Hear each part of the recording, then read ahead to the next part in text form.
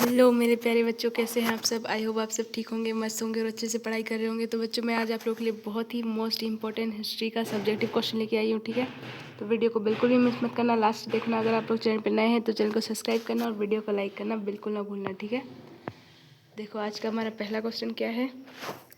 तो आज का हमारा पहला क्वेश्चन है, कॉर्नवालिस ने स्थायी बंदोबस्त क्यों लागू की थी। कॉर्नवालिस ने स्थायी बंदोबस्त क्यों लागू की थी पूछ रहा है। ठीक है, तो आंसर देखिए, कॉर्नवालिस ने 1790 ईस्वी में एक योजना प्रस्तुत की थी जिसके अनुसार जमींदारों को भूमि स्वामी स्वीकार करते हुए एक निश्चित लगान के बदले उनके साथ 10 वर्षों के लिए भूमि का प्रबंध किया गया। किंतु कॉर्नवालिस जमींदारों के साथ भूमि का स्थायी प्रबंध करना चाहता था क्योंकि उसके विचार में 10 वर्षों की अल्प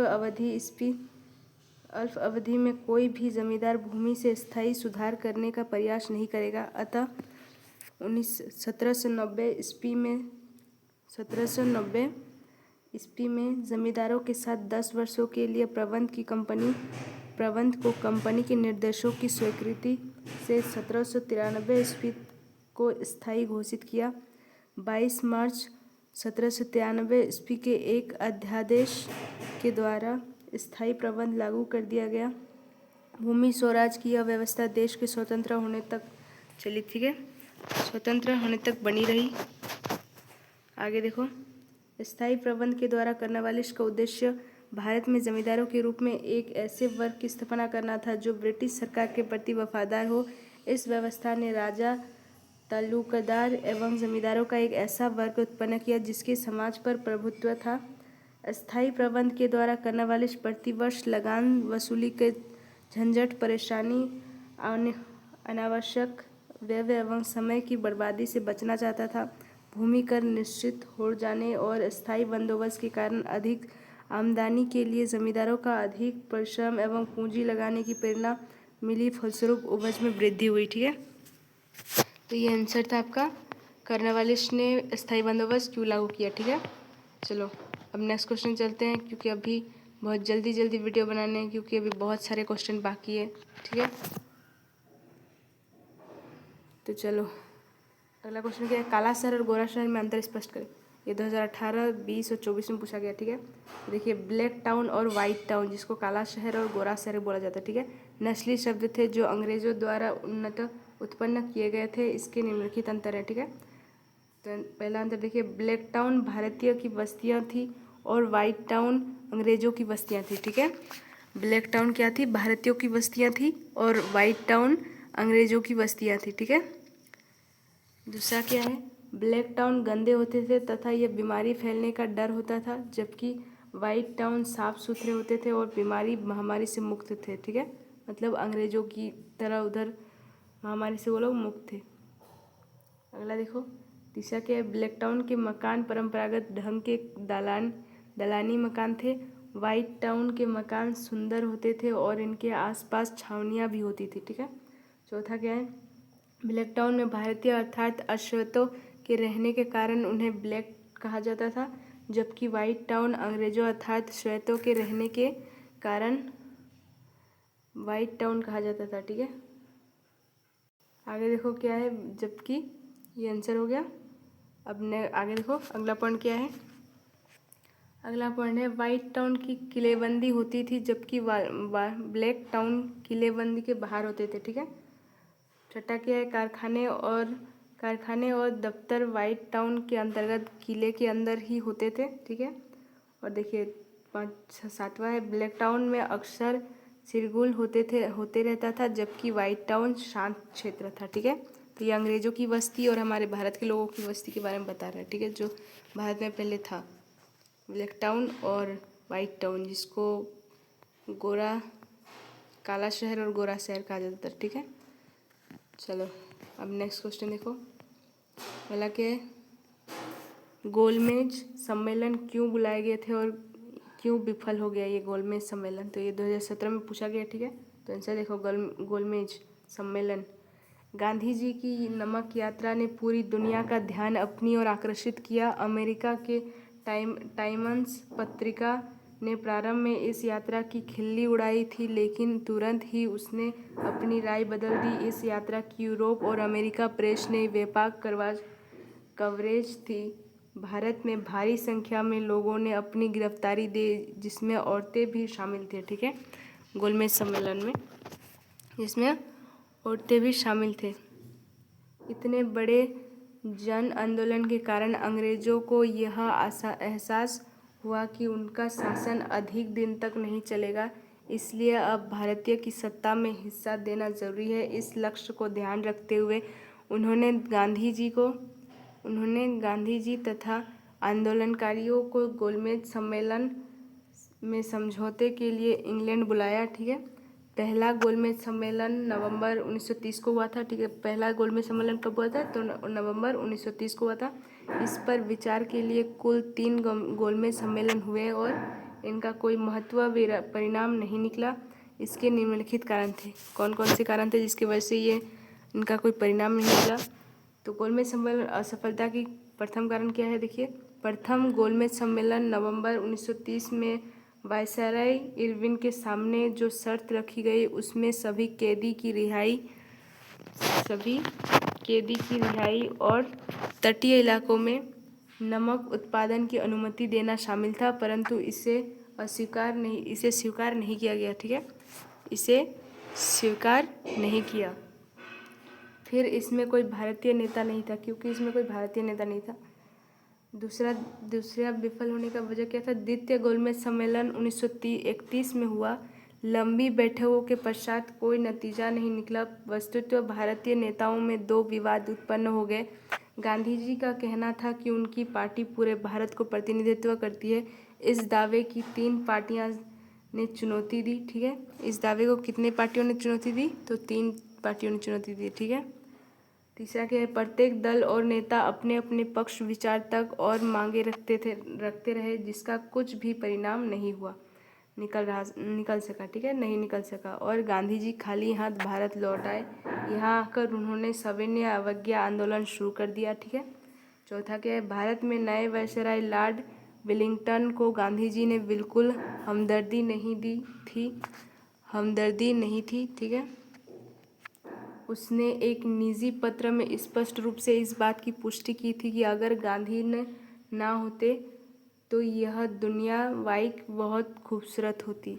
वह जो भी कदम उठाता है उसे ईश्वर की प्रेरणा का परिणाम कहता है, लेकिन असल में उसके पीछे एक गहरी राजनीतिक चाल होती है। लेकिन सच यह है कि हम निहायत अव्यावहारिक, रहस्यवादी और अंधविश्वास जनता के बीच रह रहे हैं जो गांधी को भगवान मानकर बैठे हैं। ठीक है, ये उस वायसराय ने कहा था जो न्यू आए थे। ठीक है, गांधी जी के बारे में। चलो, पांचवा पॉइंट क्या है? जब गांधी का सविनय अवज्ञा आंदोलन चल रहा था तो ब्रिटिश सरकार ने लंदन में तीसरा गोलमेज सम्मेलन बुलाया था। सभा बुलाई। इंग्लैंड की लेबर पार्टी ने इससे भाग नहीं लिया। ठीक है, इंडिया के इंग्लैंड की लेबर पार्टी ने इससे भाग नहीं लिया। कांग्रेस पार्टी ने भी कॉन्फ्रेंस का बहिष्कार किया।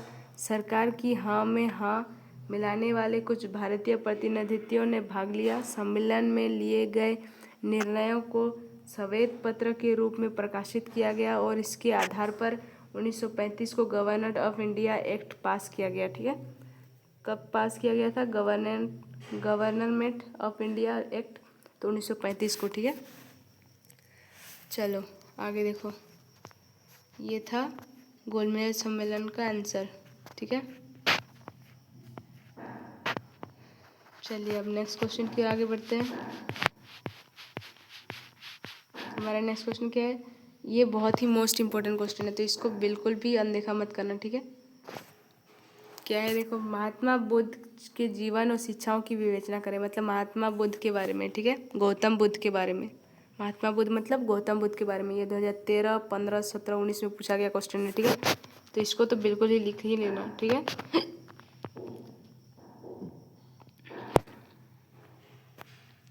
चलो आंसर देखो। बौद्ध धर्म के संस्थापक महात्मा बुद्ध।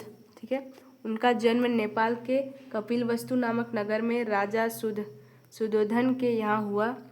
उनकी माता का नाम महामाया था और महात्मा बुद्ध का बचपन का नाम सिद्धार्थ था। ठीक है, गौतम बुद्ध के माता का नाम क्या था? महामाया, जो कि उन्हें जन्म देते ही मर गई। ठीक है, गौतम बुद्ध की माँ उन्हें जन्म देने के कुछ ही दिनों पश्चात वो मर गई। ठीक है, दुखद मौत हुई उनकी, उनके मासी ने उनको पाला था। और उनका बचपन का नाम क्या था? तो सिद्धार्थ था। ठीक है, उनका विवाह राजकुमारी यशोधरा से हुआ। उनकी पत्नी का नाम क्या था? यशोधरा। उनके यहाँ एक पुत्र का जन्म हुआ। ठीक है, जिनका नाम राहुल रखा गया। ठीक है, उनके पुत्र का नाम था राहुल। संसार में दुख ही दुख देखकर उन्होंने घर का त्याग कर दिया और वो की खोज की, मतलब ज्ञान की खोज में निकल पड़े। उन्होंने ज्ञान प्राप्ति के लिए घोर तपस्या की। अतः वे सब कुछ छोड़कर गया के समीप एक वृक्ष के नीचे बैठ गए। यही उन्होंने सच्चे मन की प्राप्ति की। ठीक है, सच्चे ज्ञान की प्राप्ति की। ठीक है, तो चलो आगे क्या हुआ? उनको ज्ञान की प्राप्ति हुई। इसके बाद उनका नाम बुद्ध पड़ा। ठीक है, इसके बाद उनका नाम क्या पड़ा? तो बुद्ध पड़ा। ज्ञान प्राप्त के पश्चात बुद्ध ने सारनाथ में अपना पहला उपदेश दिया। यहाँ उनके 5 शिष्य बन गए। इसके बाद उनके शिष्य की संख्या लगातार बढ़ने लगी। बौद्ध धर्म की शिक्षाएं, तो चलो आगे क्या है? बौद्ध धर्म की शिक्षाएं, 4 मौलिक सिद्धांत और अष्टमार्ग। बुद्ध की शिक्षा के 4 मौलिक सिद्धांत थे। ठीक है, कौन कौन थे? दुनिया दुखी का घर है, इन दुखों का कारण वासनाएं अथवा इच्छाएं हैं। ठीक है, तीसरा क्या है? इन वासनाओं को मार देने से दुख दूर हो सकते हैं। चौथा है, इन वासनाओं का अंत करने के लिए मनुष्य को अष्टमार्ग पर चलना चाहिए। ठीक है, अष्टमार्ग में क्या है? निम्नलिखित में 8 सिद्धांत है। अष्टमार्ग में निम्नलिखित 8 सिद्धांत है। ठीक है, ये जो ऊपर वाले मौलिक सिद्धांत है और नीचे वाले अष्टमार्ग के 8 सिद्धांत। तो देखो 8 में कौन कौन से हैं? पहला है संयक यानी शुद्धि दृष्टि। दूसरा है सम्यक संकल्प। ठीक है, तीसरा है सम्यक वचन। चौथा है सम्यक आचरण और 5वां है सम्यक जीवन और चौथा है सम्यक क्रम प्रयत्न। ठीक है, प्रयत्न, सम्यक कर प्रयत्न। 7वां है सम्यक स्मृति और सम्यक समाधि। ठीक है, तो ये 8 अष्टमार्ग के सिद्धांत हैं। चलो आगे देखो। इस मार्ग को मध्य मार्ग भी कहते हैं क्योंकि बौद्ध एक और तो ब्राह्मणों के भोग विलास के जीवन से घृणा करते थे और दूसरी ओर जैनियों के घोर तप के विरोध थे। अतः वे इन दोनों के मध्य मार्ग अर्थात सम्यक जीवन व्यतीत करने पर जोर देते थे। ठीक है, पहला क्या है? अहिंसा। बुद्ध ने महावीर स्वामी की भांति अहिंसा अर्थात जीवों को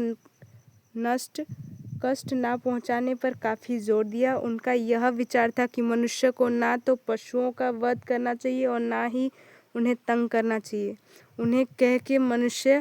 उन्होंने कहा मनुष्य को प्रत्येक जीवधारी से प्रेम करना चाहिए, परंतु महावीर की भांति उन्होंने इस बात का प्रचार नहीं किया कि वृक्षों पत्थरों में भी जान होती है। ठीक है, महावीर स्वामी ने इस बात का प्रचार किया था लेकिन बौद्ध ने नहीं किया था।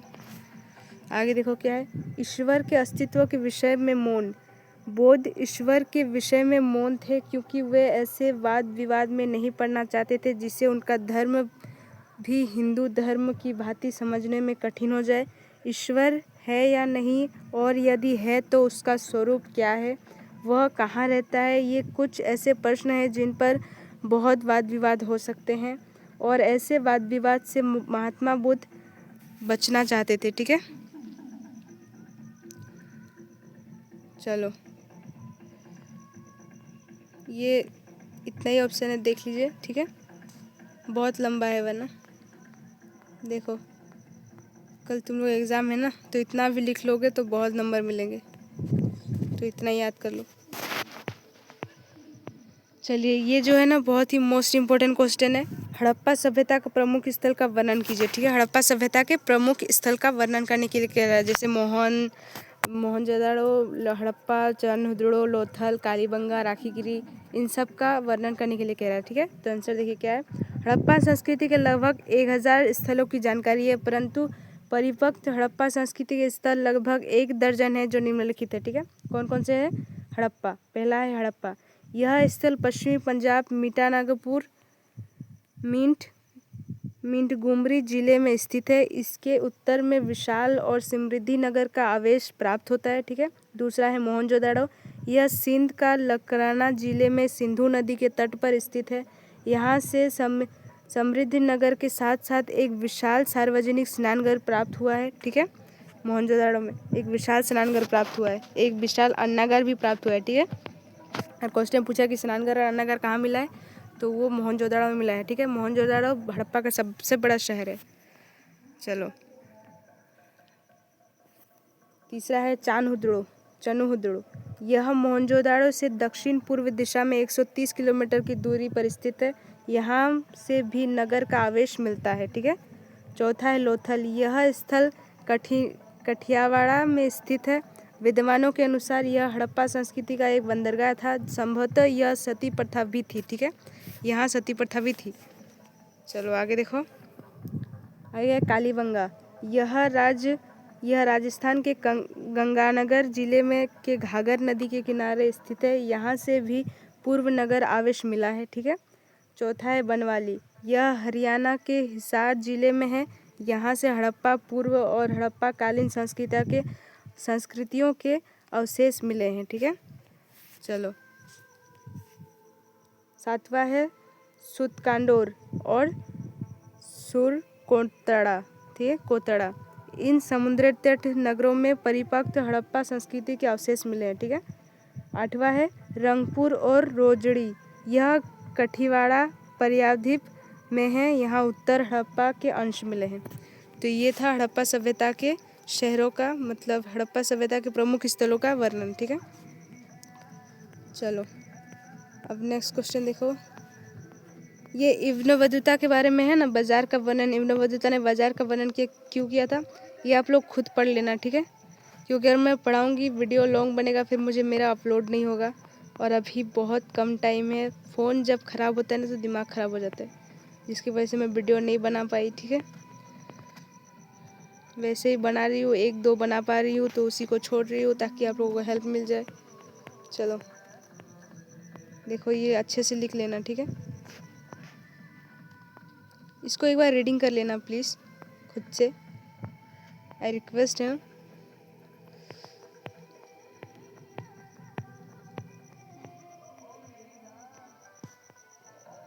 लिख लीजिएगा और रीडिंग कीजिएगा। ठीक है, ये लॉन्ग क्वेश्चन है, 5 नंबर में पूछा जा सकता है। चलो अब नेक्स्ट क्वेश्चन चलते हैं। अस्थायी व्यवस्था के गुण दोष की विवेचना करें। अस्थायी व्यवस्था के गुण और दोष कौन कौन से थे, उनकी विवेचना करने के लिए कह रहा है। ठीक है, तो चलिए आंसर देखिए। आंसर क्या है? अस्थायी व्यवस्था के गुण दोष की विवेचना। आंसर है अस्थायी व्यवस्था के पहले गुण देखिए। इसे लगान की राशि निश्चित हो जाने के कारण मनमाना लगान देने से किसानों से छुटकारा मिला। ठीक है, दूसरा, अस्थायी व्यवस्था के बाद नए जमींदार बने और उन्हें जमींदारों का वंशानुगत अधिकार मिले, जिससे वे अंग्रेज सरकार के भक्त बन गए। इससे अंग्रेज सरकार को राजनीतिक लाभ मिला। ठीक है, इससे राजनीतिक लाभ मिला। तीसरा है कंपनी की लगान की राशि निश्चित हो गई, जिससे उसे बजट बनाने में सुविधा हो गई। ठीक है, चौथा है भारत में मालगुजारी की आधुनिक व्यवस्था शुरू हो गई। ठीक है, आधुनिक व्यवस्था शुरू हो गई। पांचवा क्या है? कंपनी की मालगुजारी वसूल करने के लिए कर्मचारियों की नियुक्ति नहीं करनी पड़ी, जिससे उन्होंने अपने कर्मचारियों को दूसरे कामों में लगा दिया। ठीक है, और इसके देखो अस्थायी बंदोबस्त के दोष क्या क्या निकले। इस व्यवस्था के कारण किसानों का शोषण बढ़ गया। यद्यपि जमींदारों की रेत देवार द्वारा दी जाने वाली लगान की राशि निश्चित की गई थी, तथापि जमींदारों द्वारा किसान से ली जाने वाली लगान की राशि निश्चित नहीं की गई। ठीक है, मनमर्जी का ले लेने का। आगे देखो क्या है। दूसरा है इसके कारण किसानों पर अत्याचार बढ़ गए। नगर के रहने वाले जमींदारों को दलाल किसानों पर अधिक अत्याचार करते रहते। ठीक है, तीसरा है इस व्यवस्था से भूमि की पैमाइश किए बिना ही निम्न दर पर मालगुजारी तय कर दी गई थी जिससे कंपनी की घाटा हुआ। ठीक है, जिससे कंपनी को घाटा हुआ। अगला क्या है, वैसे जमींदार जो तय की गई लगान जो को जमा नहीं कर पाए उनकी ज़मीन जब्त कर नीलाम कर दी गई। ठीक है, उनसे ज़मीन छीन ली गई, उनकी ज़मीन को नीलाम कर दिया जो भुगतान नहीं कर पाए। अगला क्या है, इस व्यवस्था धनी जमींदार एक वर्ग उत्पन्न हुआ जो कलकत्ता में बस गया और विलासिकारी जीवन जीने लगे। इन्होंने अपने क्षेत्र की कृषि के विकास के लिए कोई कदम नहीं उठाया। ठीक है, अगला क्या है, यह कॉर्नवालिस की एक भयंकर भूल थी जो उसने किसानों की भूमि मालिक बनाने की बजाय जमींदारों की भूमि का मालिक बना दिया। जमींदारों को भूमि का मालिक बना दिया गया जिनको कृषि की उन्नति के प्रति कोई रुचि नहीं थी। वह सर चार्ल्स मेटकेफ ने लिखा है, कॉर्नवालिस भारत के समृद्धि का निर्माता बनाने के बजाय भयंकर विनाशकारक बन गया। ठीक है, ये लिखा था उसने। चलो नेक्स्ट क्वेश्चन देखो, गौतम बुद्ध के बारे में और महावीर स्वामी के बारे में जानना बहुत ज़रूरी है क्योंकि इन दोनों में से एक के बारे में पूछता ही है। तो वो मैंने गौतम बुद्ध के बारे में बताया था, ये महावीर स्वामी के बारे में है। ठीक है, तो इसको भी देख लीजिएगा, लॉन्ग क्वेश्चन है ना, देखिए। और स्तूपों के निर्माण का उद्देश्य एवं संचार। ठीक है,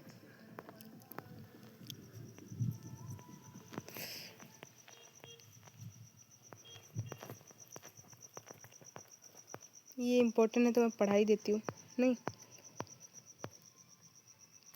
तो चलिए आंसर देखिए, बुद्धमान महावीर प्रारंभिक जीवन और उपदेश का प्रकाश डालिए। ठीक है, तो आंसर देखिए, बुद्धमान महावीर स्वामी का जीवन। महावीर स्वामी जिनका बचपन का नाम बुद्धमान था, जैन मत के संचालक माने जाते थे। जैन लोगों के अनुसार वह उनके 24वें एवं अंतिम तीर्थक जैनियों में के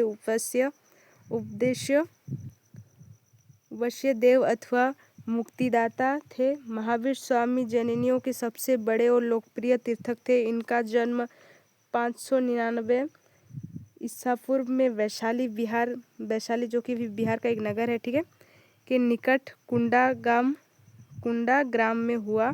इनके पिता का नाम सिद्धार्थ था जो अपने क्षत्रिय गण के प्रधान और उनकी माता त्रिपला सुप्रसिद्ध लिच्छवी वंश के नेता जेतक के बहन थी। ठीक है, लिच्छवी वंश के नेता जेतक की बहन थी उनकी माँ। बचपन में महावीर का विवाह राजकुमारी यशोदा से कर दी गई। ठीक है, यशोदा से हुआ था जिससे इनके एक पुत्र भी उत्पन्न हुई, परंतु वैराग्य की ओर रुझान होने के कारण 30 वर्ष की आयु में ये घर छोड़कर संन्यास हो गए। ठीक है, 30 वर्ष की आयु में इन्होंने घर छोड़ दिया।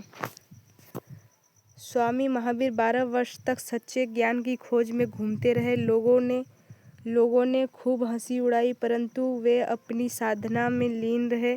42 वर्ष की आयु में उनको ज्ञान की प्राप्ति हुई। वे महावीर स्वामी कहलाने लगे। अपना पूरा जीवन उन्होंने जैन मत के प्रचार में लगा दिया। 72 वर्ष की आयु में अर्थात 52 ईसा पूर्व में अर्थात 527 ईसा पूर्व में उनका देहांत राजगृह के निकट पावा नामक स्थान पर हुआ। उस समय तक उनके अनुयायियों की संख्या 14,000 से भी अधिक हो चुकी थी। ठीक है, उनको मानने वालों की संख्या। चलो आगे देखो, वर्धमान महावीर के प्रमुख उपदेश कौन कौन से? मोक्ष प्राप्ति, पहली थी मोक्ष प्राप्ति। आत्मा को कर्म बंधन से मुक्त करने की मुक्ति या निर्णय कहा जाता था, निर्वाण कहा जाता था। जैन धर्म के अनुसार मोक्ष अर्थात निर्वाण पाना प्रत्येक मनुष्य के जीवन का लक्ष्य है। निर्वाण पाने के 3 साधन हैं, संयक विश्वास, संयक ज्ञान और संयक चरित्र, और जैन इन्हें त्रिरत्न कहते थे। ठीक है, जैन इन्हें क्या कहते थे? त्रिरत्न। अगला था अहिंसा। जैन धर्म में अहिंसा पर सबसे अधिक बल दिया गया है। अहिंसा का अभिप्राय है किसी जीवनधारी को कष्ट ना देना। जैनी पशु पक्षी तथा पेड़ पौधे में भी जीव मानते थे। उनके अनुसार व्यक्ति को किसी भी जीव यानी मानव, पशु पक्षी और पेड़ पौधे आदि को मन, वाणी या कर्म से दुख नहीं देना चाहिए। इसीलिए जैन लगे पाँव चलते थे, नंगे पाँव चलते थे, पानी जान छानकर पीते हैं तथा मुंह पर पट्टी बांधते हैं ताकि कोई जीव हत्या ना हो जाए। ठीक है, मुंह पर पट्टी बांधे थे ताकि कोई जीव हत्या ना हो जाए। आगे देखो क्या है, घोर तपस्या और आत्मत्याग। जैन घोर तपस्या तथा शरीर को अधिक कष्ट देने में विश्वास रखते थे। उनका विश्वास है कि भूखे रहकर प्राण त्यागने से मनुष्य की मोक्ष प्राप्ति होती है। चौथा है ईश्वर में अंधविश्वास। जैनी ईश्वर के अस्तित्व को नहीं मानते हैं। वे यह भी नहीं मानते थे कि ईश्वर ने संसार की रचना की है। वे ईश्वर की अपेक्षा तीर्थयात्रियों का पूजा करते थे। ठीक है, तीर्थयात्रियों का पूजा करते थे। पांचवा है जाति प्रथा में अंधविश्वास। जैनी जाति प्रथा में विश्वास नहीं रखते थे। उनके अनुसार वे सब व्यक्ति जो जैन मत में विश्वास रखते हैं समान हैं। ठीक है, अगला क्या है, वेदों और संस्कृति भाषा में पवित्रता में अविश्वास। जैन धर्म के अनुसार वेद ईश्वरीय ज्ञान नहीं है और ना ही संस्कृत पवित्र भाषा है। ठीक है, वो ये सब कुछ नहीं मानते थे वो। अगला क्या है, अज्ञ और बालिक आदमियों में अविश्वास। जैन यज्ञ भवन की मोक्ष पाने के लिए आवश्यक नहीं समझते थे। वे पशु बलि का भी विरोध करते थे। ठीक है, अगला क्या है, पुनर्जन्म और कर्म सिद्धांत पर विश्वास। जैनी इस बात में विश्वास रखते थे कि अच्छे कर्म जन्म के कारण बनते हैं और बुरे कर्म जन्म का, इसलिए व्यक्ति को अच्छे जन्म पाने के लिए कर्म करने चाहिए। ठीक है, अच्छे कर्म करने चाहिए। अगला है क्या, उच्च नैतिक जीवन। महावीर स्वामी ने अपने अनुयायियों को चोरी चुगली लोभ क्रोध आदि से दूर रहकर सदाचारी बनने का उपदेश दिया। ठीक है, तो ये उपदेश था महावीर स्वामी का, ये सारे उपदेश थे। ठीक है, अच्छे से पढ़ लेना। चलो अब इसको नेक्स्ट क्वेश्चन में करते हैं। ठीक है, इसको स्तूप का निर्माण का उद्देश्य, इसको एक बार आप खुद से पढ़ लीजिएगा लिख के। ठीक है, देखिए अब बाकी सब नेक्स्ट क्वेश्चन में पढ़ेंगे, नेक्स्ट वीडियो में पढ़ेंगे। ठीक है, चलिए